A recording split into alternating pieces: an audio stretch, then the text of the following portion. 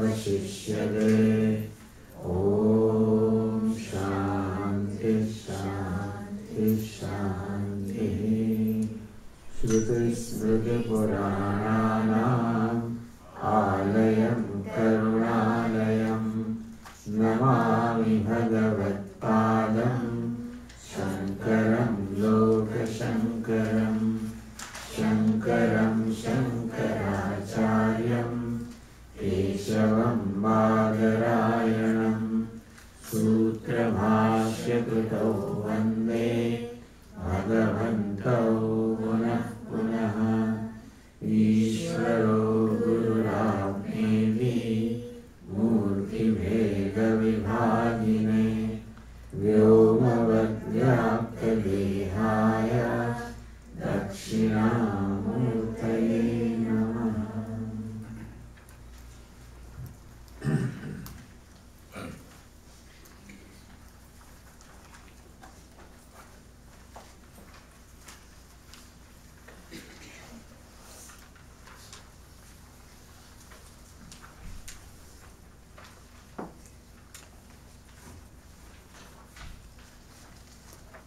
Let us read the verses here.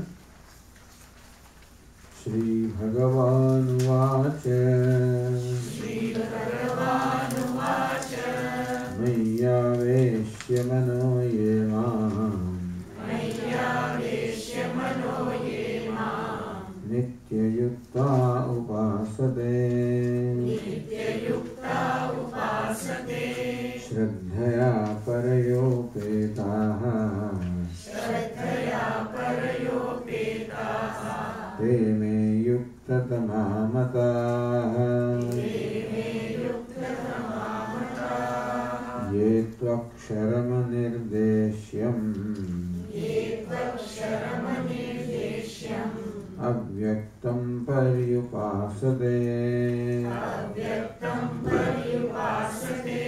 Sarvatra gamachintyancha Kutastamachalam dhruvam Sanyamyendriyagramam Sarvatra samabuddhayah Te prapnuvanti mameva Sarvabhuta hite rataha Ye tu sarvani karmani Mai sanyasya matparaha Ananyenaiva yogena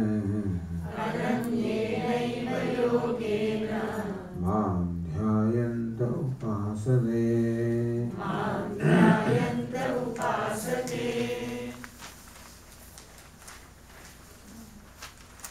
Explaining to us the mode of worshipping Saguna Brahma, Brahman with attributes. Yetu sarvani karmani mai sanyasya.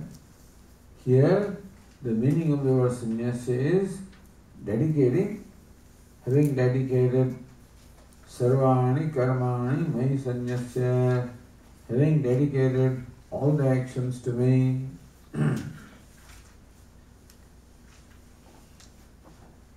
Whatever be our understanding of God, but the understanding of God that Bhagavad Gita provides is that whatever is Ishvara. In the previous chapter, in the 11th chapter, Lord Krishna had shown his cosmic form and showed that everything he is the self of all.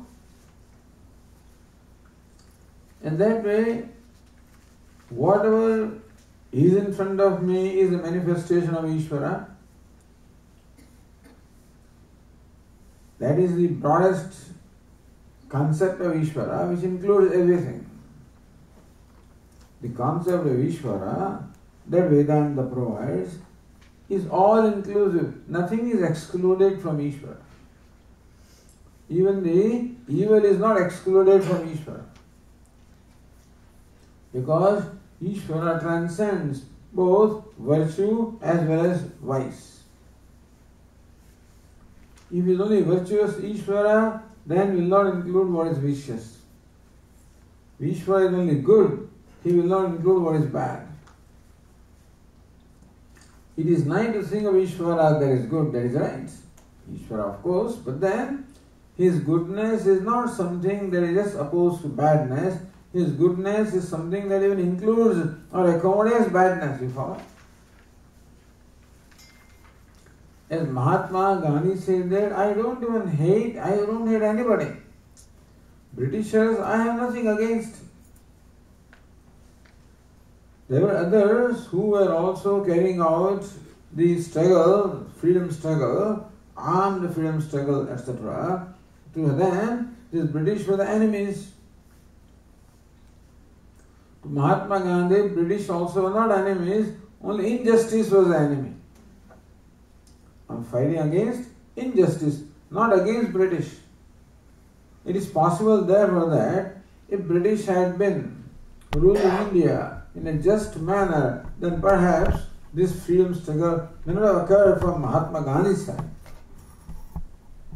Anyway, the idea is that Ishvara, the concept of Ishvara that we have, accommodates all, good and bad all, because it transcends both good and bad, transcends the virtue and vice.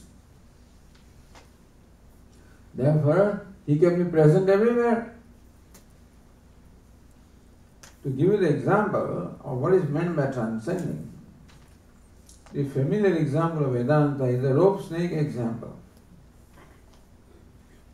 When there is a rope, sometimes because of the inadequate light, you might perceive a snake. The snake is a projection upon the rope. Somebody may see even a garland there. Yes, somebody else may see a stick there. Yes, somebody may see a streak of water. Thus, different people may project different things upon that rope, but the rope accommodates them all and transcends them all. He pervades all of them as well as transcends all of them. Rope can be said to be immanent in all those expressions and transcendent. Ishvara is immanent as well as transcendent. Again, coming back to our familiar example of the actor and the role that the actor plays, sometimes the actor comes before us in the role of a hero. Sometimes he may become a villain also.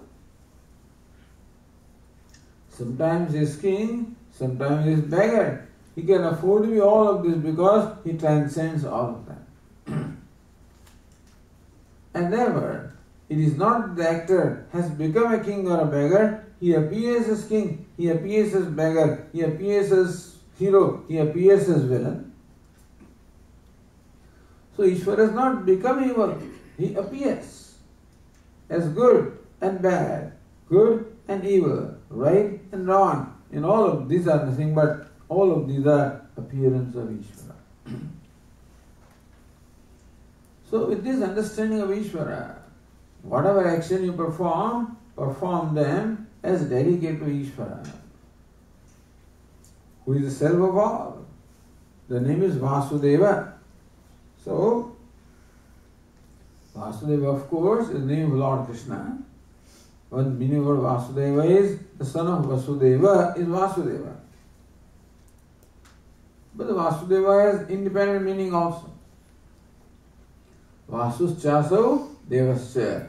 One who is Vasu as well as Deva is called Vasudeva. Vasu, that word comes from the root Vas. Vas means to dwell. So Deva, the self-effulgent Lord who dwells in everyone, is called Vasudeva. Or the one in whom everyone dwells is also called Vasudeva. So that Vasudeva, the Lord who dwells in the whole universe, who is the server of all, dedicating all actions to Him. That is the ideal way of worshipping Ishvara. But it may be too broad a concept for us. Ishvara is so vast that He includes everybody. But our mind may not have become so vast that we can include everybody. So perhaps a virtuous person, it is possible for me to look upon him as manifestation of Ishvara. But when I see a vicious person, it is difficult for me to look upon that person as a manifestation of Ishvara. Not because he is not, because of limitation of my mind, understand? Then I am not that large-hearted enough to accommodate everybody. Okay. Whatever my concept of Ishvara is, if you think is Lord Krishna, is Christ, is Rama, is Shiva, whoever you think Lord is, in your opinion, dedicate all actions to Him. Mai sarvani karmani sanyasya, dedicating all the actions to Mai. When Lord Krishna uses the pronoun I, it does not mean as Mr. Krishna. In Bhagavad Gita, Lord Krishna uses the pronoun I more than 100 times. By that time, He does not mean the son of Vasudeva or son of Devaki. He means Ishvara or God or Brahman. Only in one or two cases he has used the pronoun I as the Vasudeva's son. Vrishninam Vasudevosmi, in the 10th chapter, Lord Krishna said, among the Vrishninam Vasudeva, then he meant the son of Vasudeva.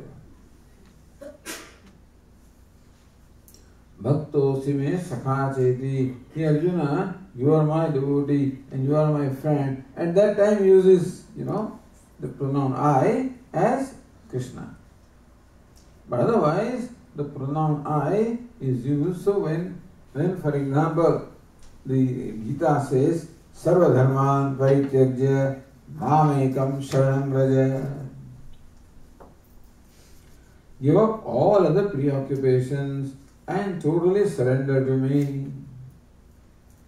Now what does that mean? That me is not just Krishna, Lord as Krishna. It is me as a Lord as described in the Gita. Because nowhere in the Gita do you find description of Krishna as a son of Vasudeva or Devaki, etc. We don't find that description. We don't even know how many hands and legs he had, There's a debate, sometimes a question whether Lord Krishna was the charioteer of Arjuna. Did he have two arms? Did he have 2 arms or 4 arms? Because in the 11th chapter, Arjuna said to Lord Krishna, please appear before me now, Chaturbhuja, in the form with 4 arms. And so, somebody says that Lord Krishna was driving chariot with 4 arms. But Drishtvedam Manusham Rupam, Manusham means a human form, that means 2 arms. So they are the specific places, but otherwise, nowhere in the Bhagavad Gita is Lord described as having 4 arms, 2 arms, wielding these weapons, etc. Because it is not a personal God, it is the universal God. A concept of God to whom everybody can relate. If God is presented merely as Lord Krishna, son of Vasudeva, then some people may not be able to relate to that. But here is the universal concept of God, who is all-inclusive.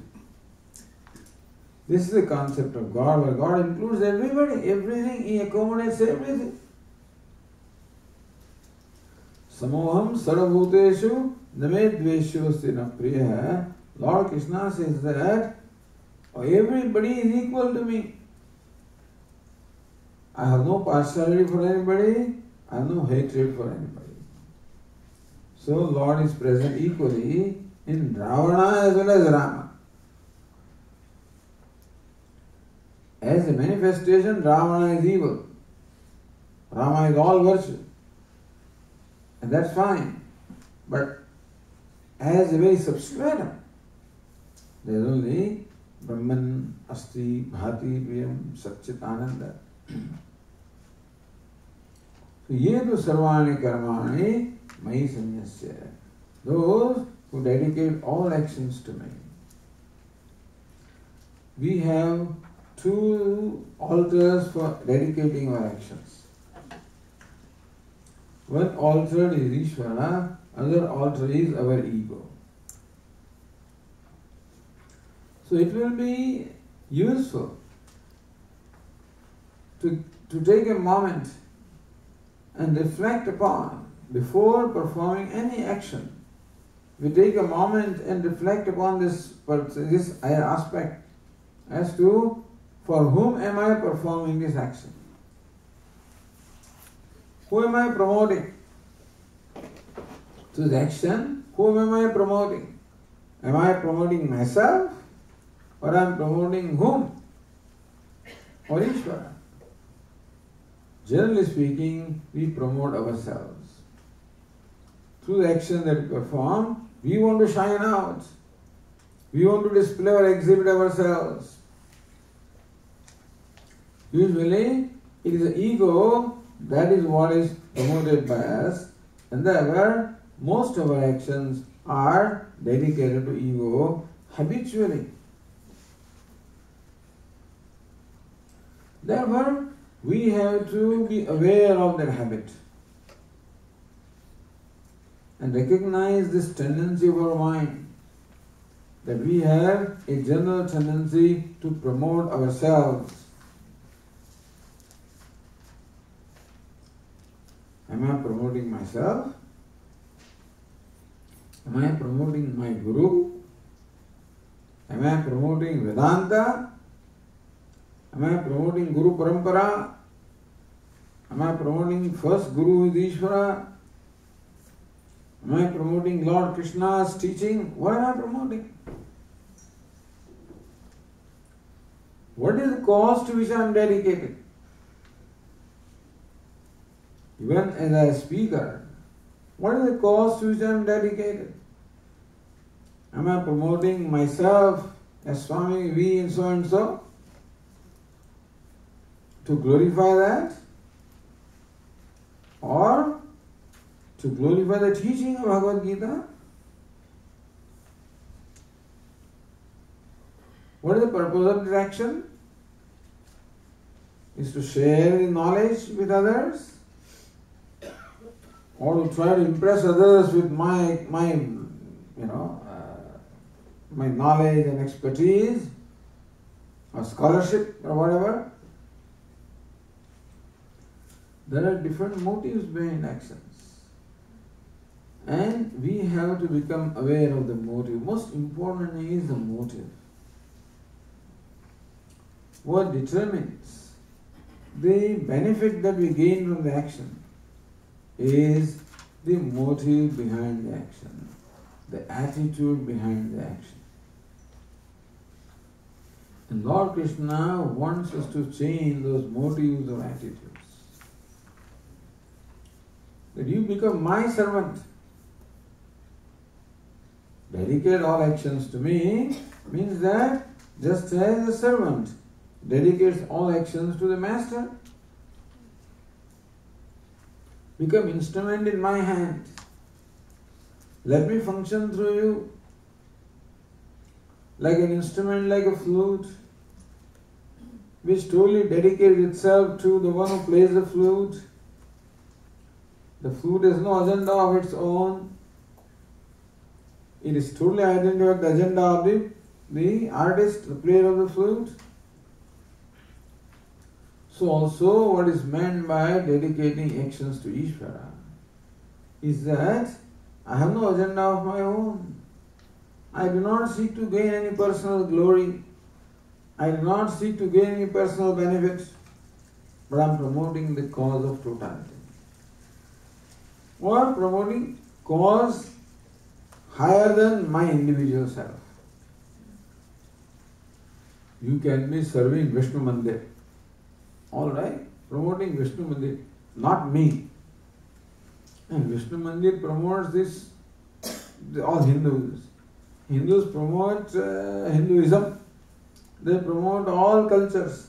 They promote this country. And so you can identify the wider and wider and wider cause. It is important to determine in our mind what cause I am identified with. And to identify with a larger and larger cause.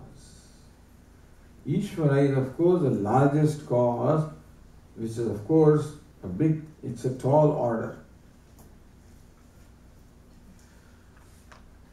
But that is why it was possible for Mahatma Gandhi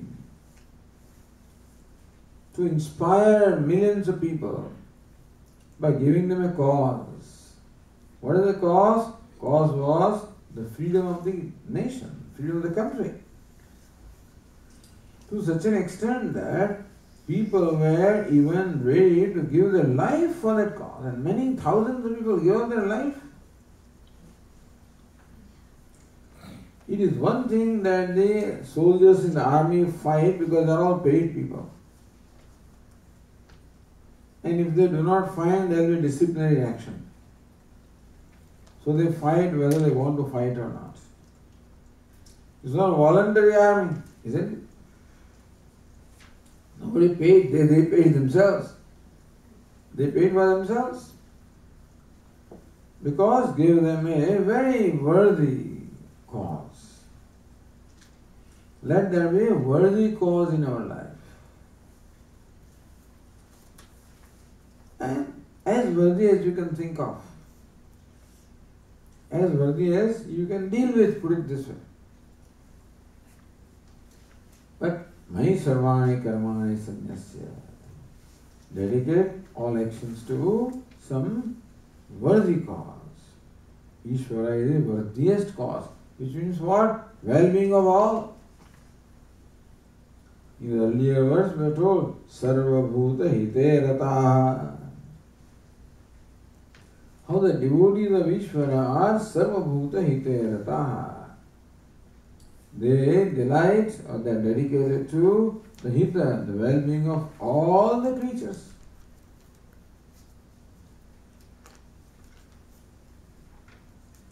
Sarvatra Samabuddha, seeing all of them as equal. Nobody is higher, nobody is lower. Seeing all of them as equal. See, even when there was a caste system in India, when there were Brahmana, Kshatriya, Vaishya, Shudra, etc., understand, teaching is Sarvatra Samabuddha. The division of caste was merely for a matter of convenience, for dividing the workload or the duties to best serve the society. But the idea is that all of them are equal. So, yedu sarvani karmani mai sanyasya. Now, through performing, what are actions you are performing? What do you want?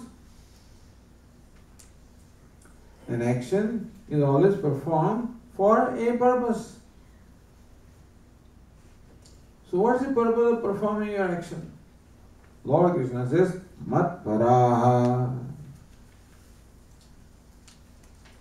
See the translation, being the ones for whom I am the ultimate end. So what do I want in my life?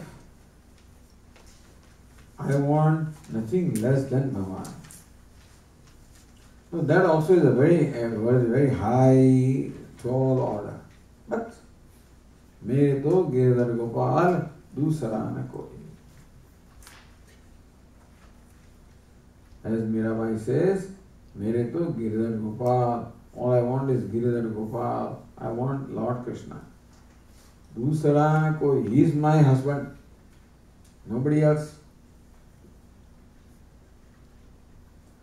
So mat paraha. What do I want out of this? What is the worthy cause in our life? What is the worthy outcome? Well, what worthier outcome can there be than attaining Ishvara himself? Mat paraha. My devotees are those for whom I am the ultimate end. They do not want anything else from me. They do not worship me for something else. As you say, we go to Tirupati and put money in the hundi and do a sankalpa about my son, my daughter, my promotion, whatever. He says, no, the sankalpa that a bhakta has is, I want Ishvara's grace, I want Ishvara himself. Why should you settle for anything less? When he can give himself to you, why do you want to settle for anything less? Matpara ananyena iva yogena. So yoga means joining. So ananyena iva yogena. By the yoga in which, yoga means concentration of mind. The mind is concentrated only on one, and that is Ishvara. Mam dhyantaha, meditating upon me, upasate, they worship me. These are the highest level of bhaktas. But it is, we should know what the ideal is. We may not be able to measure up to this ideal at this point, which is okay. But at least we should know the ideal as to how much we have to grow. All of this is a matter of growth. How much we are growing in our large-heartedness, in our inner purity, inner dedication, inner selflessness.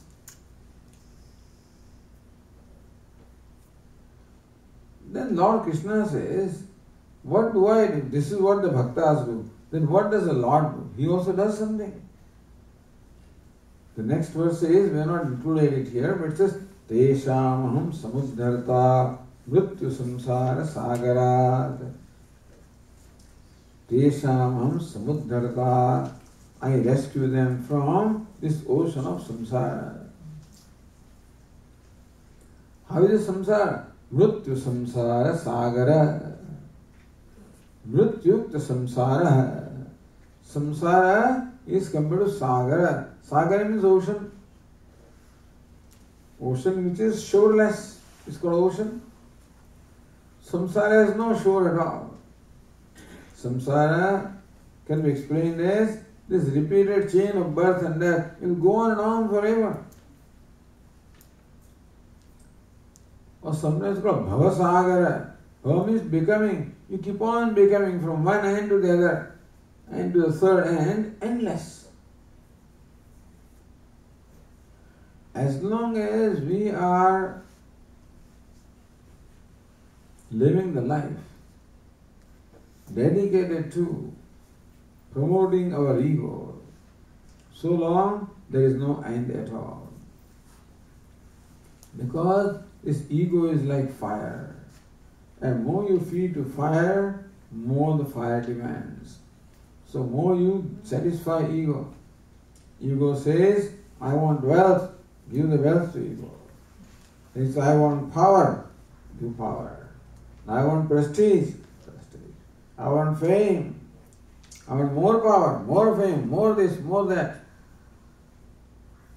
And thus this poor jiva strives from one birth to the other. Unfortunately, in the process of satisfying ego, you might also do things which may not be worthy, which may not be virtuous. Because some ego overrules us, and therefore sometimes doesn't bother whether the action is right or wrong, and so many wrong actions also are performed. And so we go on from one end to the one birth to the other. It's a never-ending cycle. And if by satisfaction of ego, if we were getting happiness, that is all right. If satisfying ego give me happiness, I don't mind. But it gives me more misery than happiness. When I satisfy ego, momentarily ego is happy, is slow, is bloated. Next moment is hungry, like fire, to want more. So I struggle hard again to fulfill its agenda. It's happy for a moment, immediately comes with another agenda. Therefore, a life dedicated to satisfying the ego or fulfilling the desires of ego, gratification of ego, a life of gratification. Most human beings live a life of gratification. Either they want to gratify the senses by providing them all pleasant, pleasurable objects, or they want to satisfy their emotions by providing all emotionally pleasant people or objects, or they want to satisfy their intellect by providing them new, everyday, new exciting things to know, and or they want to satisfy their ego by giving it more power and more prestige. Usually, the life of a human being is dedicated to gratification. The more you gratify the self, more demanding it becomes. That's a miserable life. So therefore, life is full of misery. That's called mrityu. That means every moment we are suffering from one misery or the other. There is a mrityu samsara sagara. The samsara sagara, the ocean of samsara, is all filled with mrityu, of the death or misery, in which this poor jiva is floating or drowning, I should say. Lord Krishna says, Teshamaham samudharata mrityu samsara sagarat. I rescue them from this ocean of the ocean of samsara filled with mrityu or misery. When will you do that, Lord? Bhavana chirat parata. As soon as I find that my devotee is totally dedicated to me, he is a bit jealous. He wants all attention. You know, there are some children who are very demanding. Little children. They know how to draw attention of everybody. And the elders start talking to each other, they will make all kinds of, he will keep on jumping up and down, crying, do something or the other to draw everybody's attention. Similarly, Lord wants all attention. There should be nobody other than me in your life. As soon as the bhakta or the devotee reaches a point, ananyenaiva yogena, with a yoga which knows nobody other than Ishvara. If the devotee's life is totally filled with commitment to Ishvara, then my actions also are for Ishvara, and I want only Ishvara, I think only of Ishvara, nobody else, is totally absorbed. At that moment, I lift him from the ocean of misery. Maya Veshityasam, because the chetas of mind is completely centered on him. Therefore,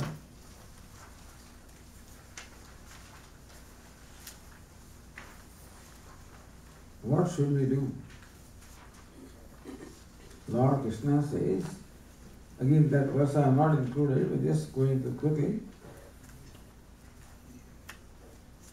Mayyeva mana adatsva, May buddhim nivesha. Here you know, Mayyeva mana adatsva.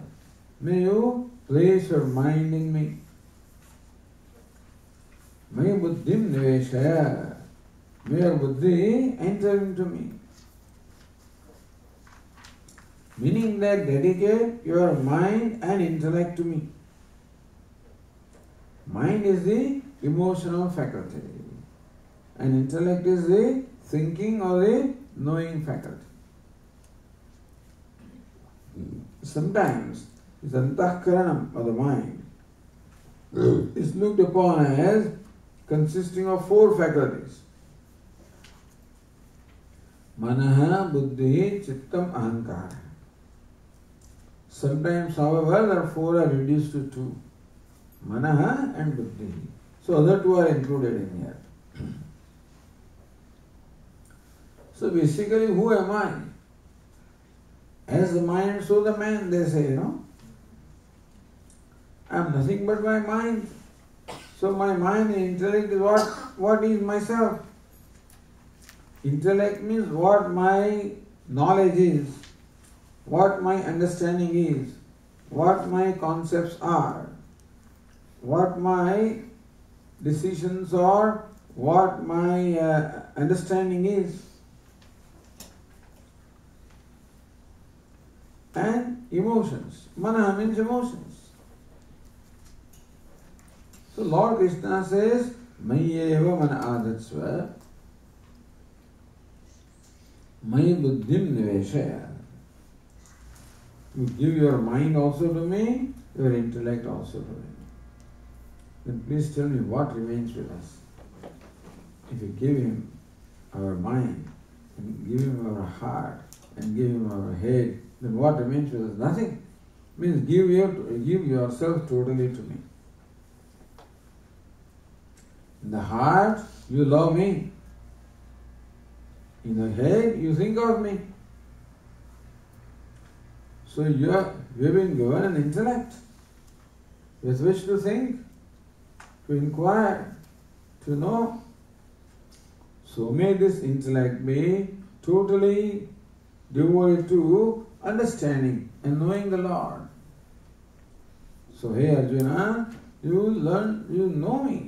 With your intellect, listen to my glories, listen to the scriptures, and understand me more and more. We have an intellect, but normally the intellect is utilized for thinking of what will be the next. When I go to the vacation, now next vacation, what will be the next vacation spot? How to go there, how to plan, all of these things take place in intellect. Or what my next business project will be, what my this will be. Intellect is there, but usually intellect is utilized for maximizing the worldly gains. And the mind also we have, heart also we have. And that is generally attachment to my near and dear ones. So Lord Krishna says, have attachment for me and nobody else. Meaning that, may you withdraw your attachment from everything else and have all attachment, all love for me.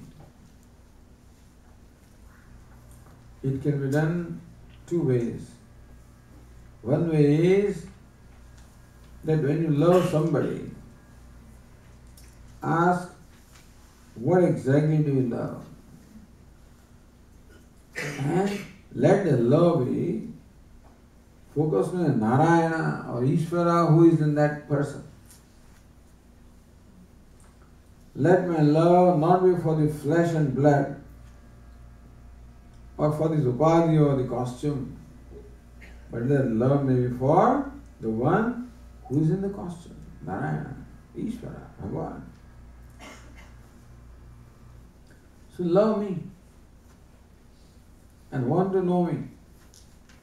So let your intellect be always thinking about me and your mind always devoted to me. So place your mind and intellect both in me and meditate upon me. Totally become identified with me. Then you will become one with me.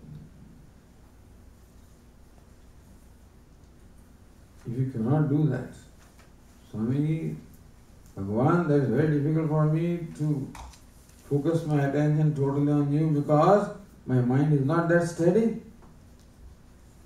I don't enjoy that concentration of mind. And what do we do? So the next verse tells us that. Verse number 5.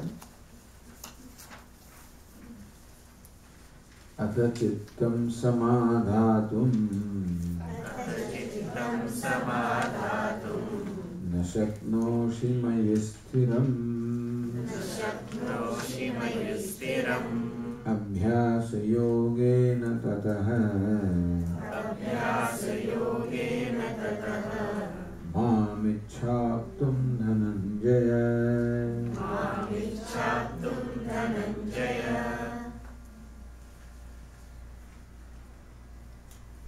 So we have chosen this word so that we can understand some idea of meditation. Atha chittam samadhatum na shaknoshi mayi sthiram. Atha chittam mayi sthiram samadhatum na shaknoshi. Here Arjuna, if you are not able to establish your mind steadily on me, because mind is not that steady, that it will be absorbed in Ishvara all the time. Or even when I meditate also, the mind is not steady. It is prone to getting distracted because it has the other agenda also.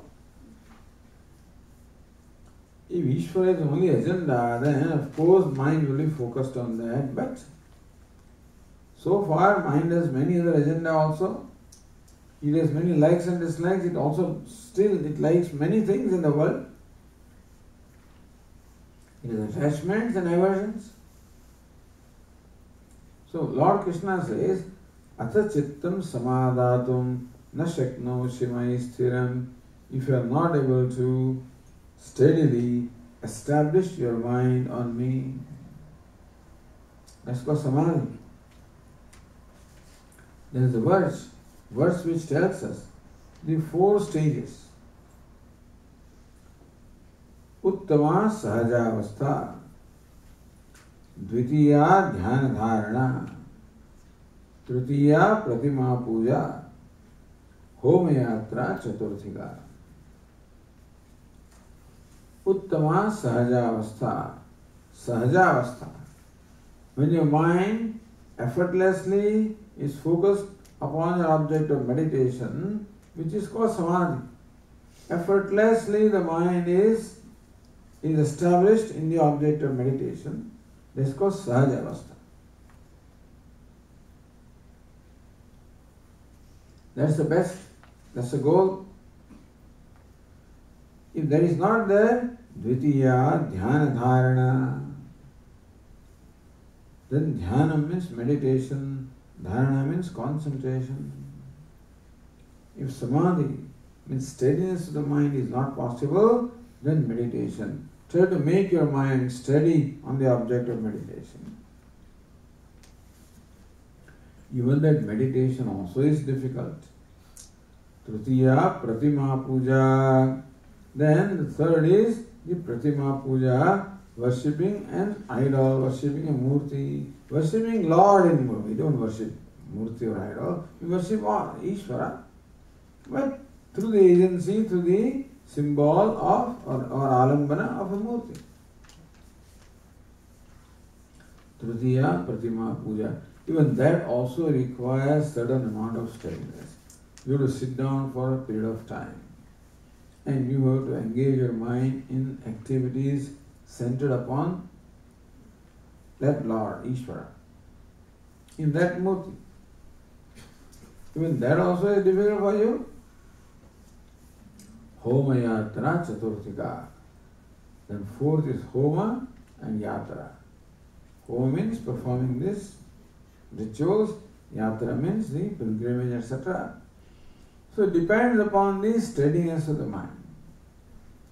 For a person whose mind is very unsteady,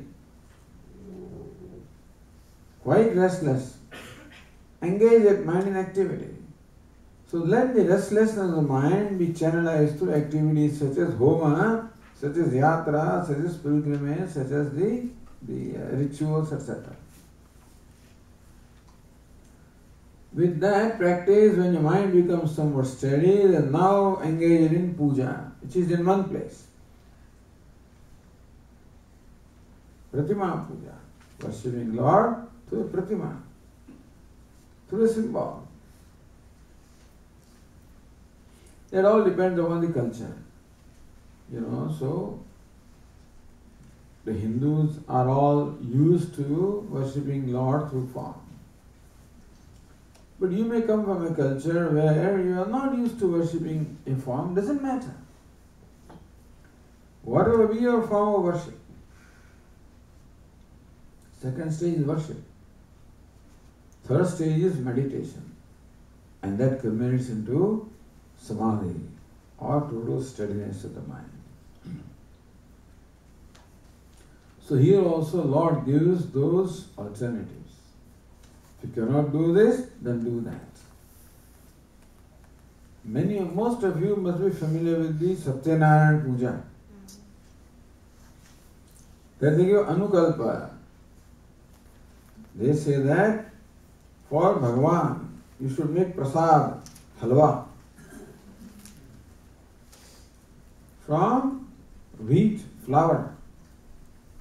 1 1/4 pound of wheat flour, and that much amount of ghee, and that much amount of sugar crystal, etc. If wheat flour is not available, rice flour.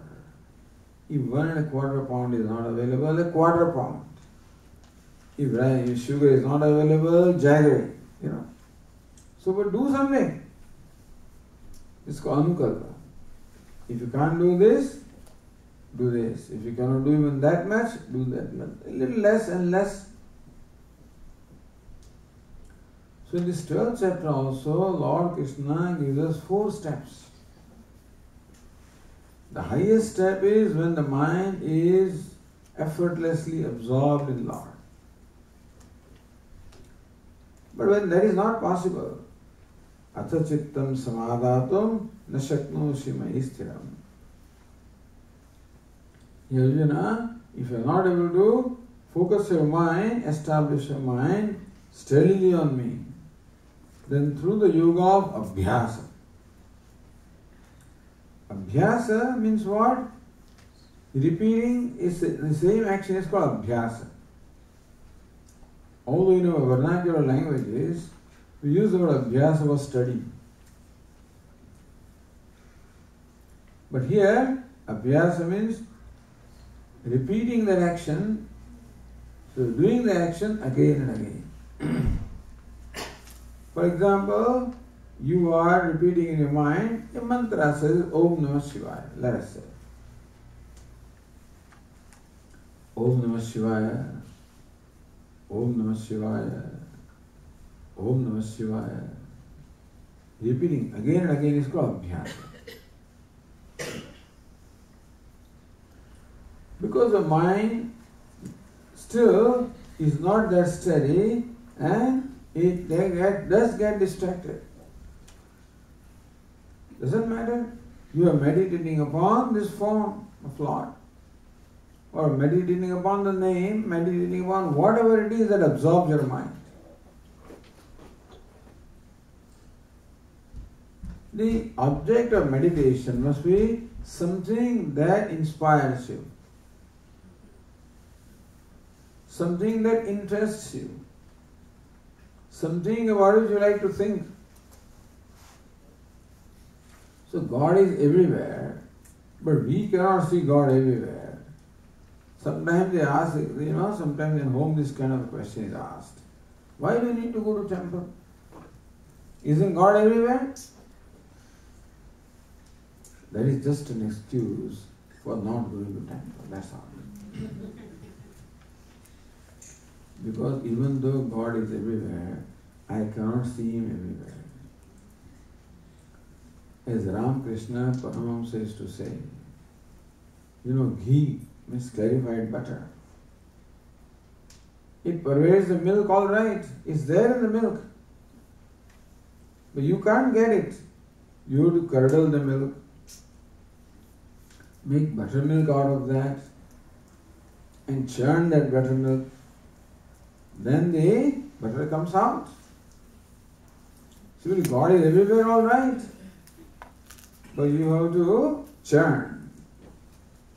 That is why we have special objects, such as murtis are given to us. Or other symbols, and sometimes geometrical figures are also given. Sometimes symbols like Om, Swastik, etc. are also given. Depending upon what your mind is in, mind takes fancy to.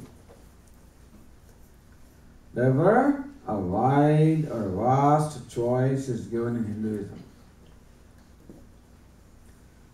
So there are many streams of worship that developed in Hinduism. So the Ishvara is presented to us in many forms. And it is always advisable to worship Ishvara in a form that is specified by scriptures. Our Swami used to say, in the olden days, used to use the example of Lux, the soap in India. Here it may be some other one, Dove or whatever.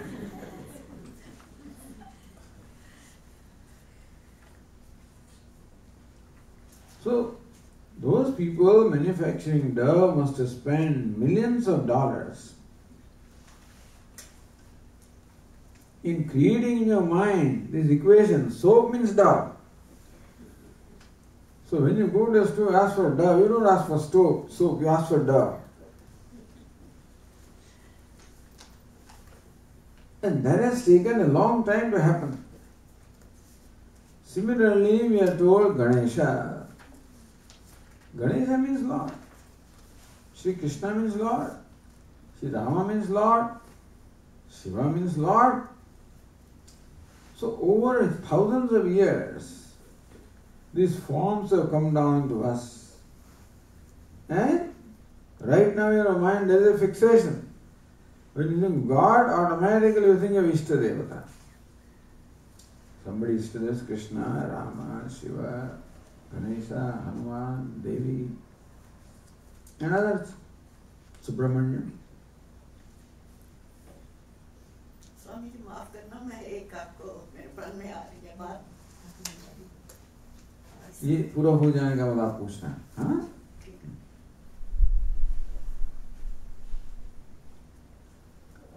So therefore, it's a matter of the culture. Everybody is not raised in the culture of worshipping forms. So there is no insistence. Whichever way you want to worship Ishvara, whatever absorbs your mind. These are all beautiful forms given to us because we like always beauty. We like glory. So different people have different kinds of likings. Therefore, different forms of worship are given to us. So choose something which interests you, which inspires you, which absorbs your mind, thinking about which gives you joy.